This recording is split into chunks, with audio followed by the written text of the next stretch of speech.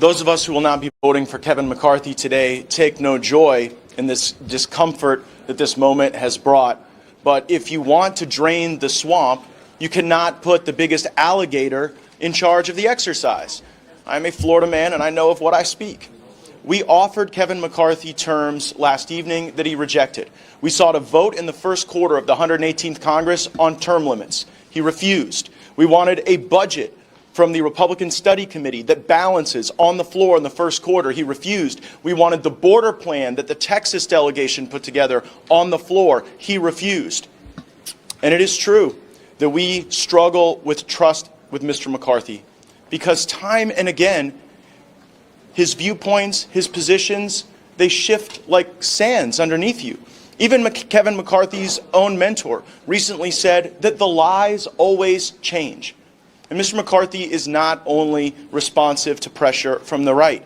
Time and again, he has failed to achieve the goals that we seek on spending and on the fight. For months, we have been asking Mr. McCarthy for his battle plan. How do we ensure that we stand up for folks in the military who feel like they're being purged? How do we ensure that if there is the passage of a farm bill, it includes things like work requirements? And all we got was a handful of howdy and a mouthful of much obliged. So we do not want to be here at this moment. We would prefer to have a unity of purpose, but we will not continue to allow the uniparty to run this town without a fight.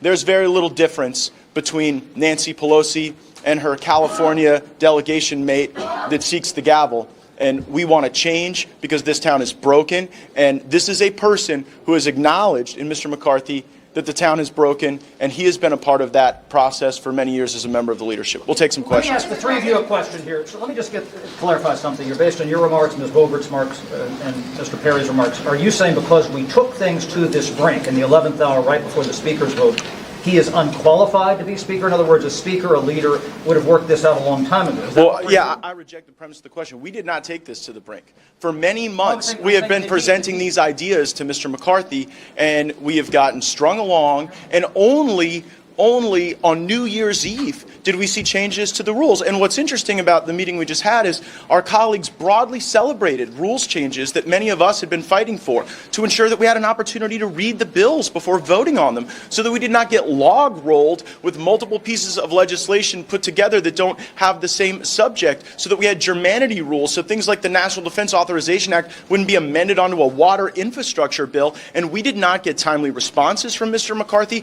We did not get substantive responses from Mr. McCarthy because I think he thought that just by going on your network and others that he would browbeat us into submission to the swamp, and we're not going to do that. So